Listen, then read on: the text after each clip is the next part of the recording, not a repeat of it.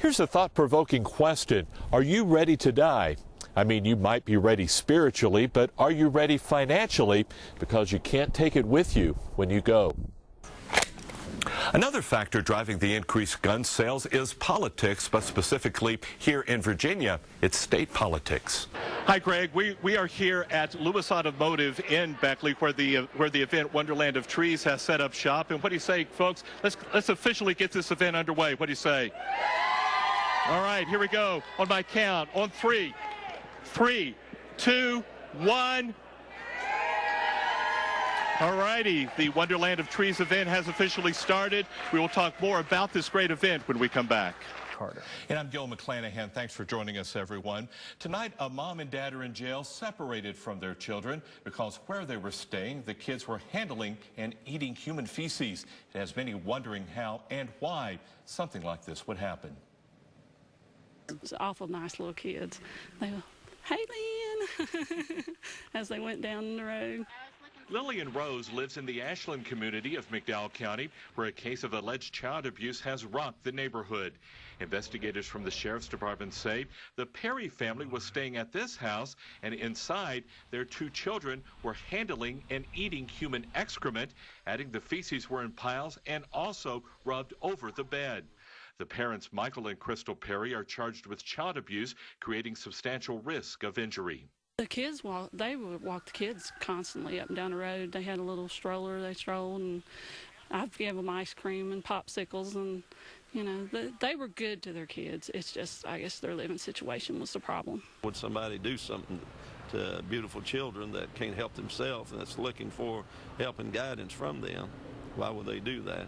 Detectives believe drugs could be a possible reason for the neglect of the children. Well, anytime children's been abused, I mean, it goes right to the heart because, you know, I know how much I love mine and love children. They're helpless. They are looking for help and guidance. A family friend of the homeowner where the family was staying declined to be interviewed on camera, but did say they were the ones who called Child Protective Services because they believed the kids deserved to be in a better house. It's a nasty complaint, a nasty situation.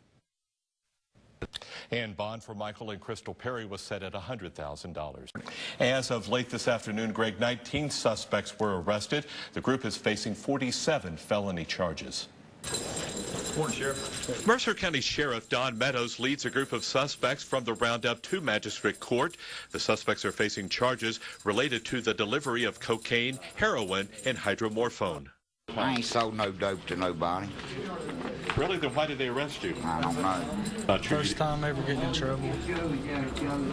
What did they say you did? Delivery of a controlled substance. Did you? No, sir. Investigators spent several months developing their cases. Adding the group of suspects is made up of street-level users and distributors. Several are obviously repeat customers, people that have been doing this and violating the law for quite a long time. Officers with the Southern Regional Drug and Violent Crimes Task Force made the arrest. They believe they have made a dent in the war on drugs in Mercer County. We arrested these people. I don't know how many more there are out there that's going to step right up and take their place. So, you know, it's just hard to say. It's going to be a hit. It'll be a hit. I hope that it's a substantial hit. Late this afternoon, state police sent us pictures of 4 more suspects facing drug charges as they're still looking for these folks as part of the roundup. To see those, head to our website, WVVA.com, and if you happen to know where any of these suspects may be, call police or 911. Well, many across the 2 Virginias depend on propane to heat their homes. Unfortunately, this has been an unusually cold winter. In the last few weeks, temperatures have dipped to the single digits and in some cases below 0, and that has meant a propane shortage.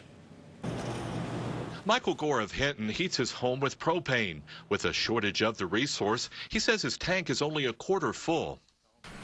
Well, sort of shocked because propane readily available and it's abundant, at least I thought.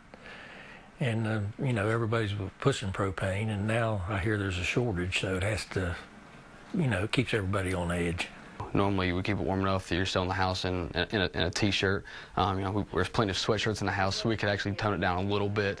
Greg Rogers, president of RT Rogers Oil Company in Hinton, says getting propane these days has been a challenge because it's a difficult time in the industry.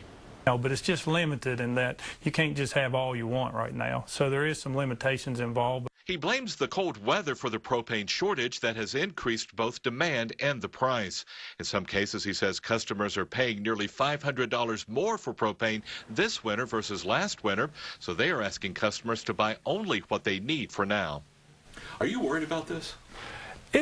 I would say a concern, not a worry, but a concern just because you want to be sure that we take care of our community and take care of our customers. So whenever you have limitations, then you're always concerned about how to manage those limitations. Rogers estimates the propane shortage should be over in between 2 to 4 weeks. A shocking scene at Princeton City Hall this afternoon after a man takes his own life. We'll tell you what happened.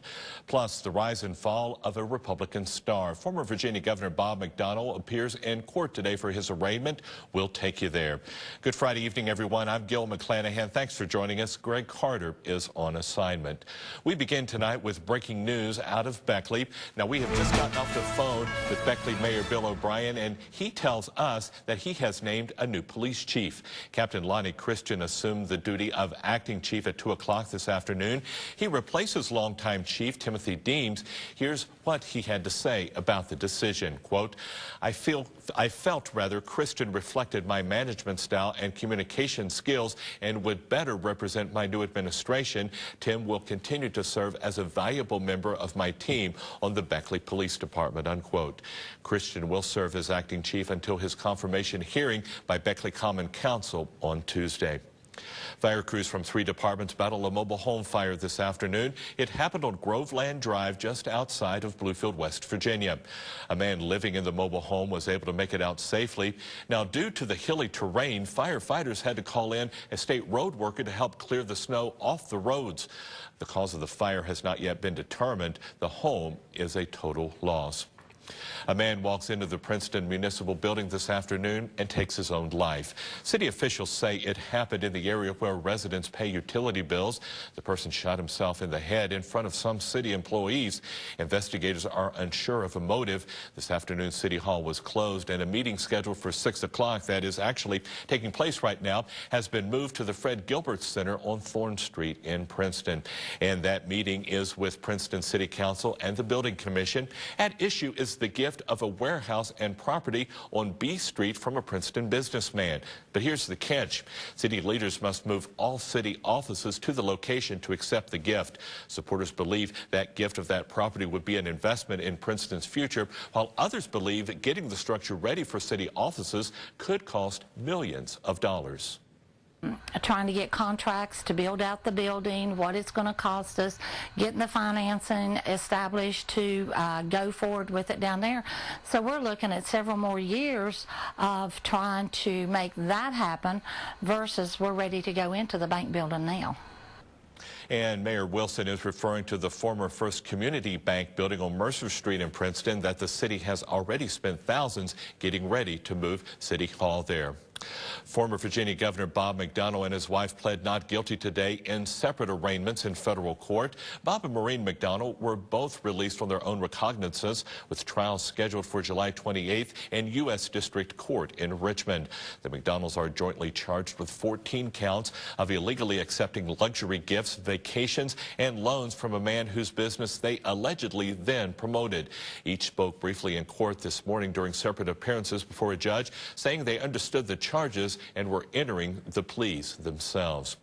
West Virginia State Police need your help identifying a man involved in a snatch and go at a local convenience store. Now take a look at this video that you're seeing right now. It's from Smith's Paquette Corner Grocery Store in Piney View. The man there appears to be heading over to purchase some items at the register, and when the cashier rings him up, he reaches over the counter and grabs the cash from the drawer and runs. Now, if you know who this person is, you are urged to call State Police in Beckley or Crime Stoppers. Tonight, some area sheriff's deputies are worried for their safety because of spotty radio coverage in their county. Summers County Sheriff's deputies say their radios are out of date and unreliable in some remote areas that they cover. But updated ones are sitting in their offices, but they're unusable. WVVA's Kristen Connor has our